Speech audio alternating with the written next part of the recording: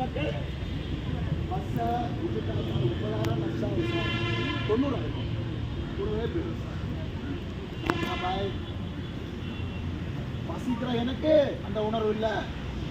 ஆனால் சாப்பிட்டுக்கிட்டு இருக்கக்கூடிய போராளிக்கு என்ன மாதிரி எல்லாரும் சாப்பிடணுங்கிறது இருக்கு.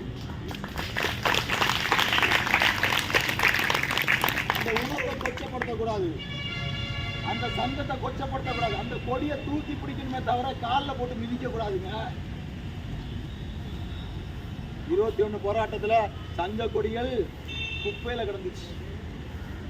போராட்டம் முடிந்த பிறகு அதை அள்ளி கொண்டு வந்தோம், வாஷ் பண்ணோம், அயன் பண்ணோம், வச்சோம்.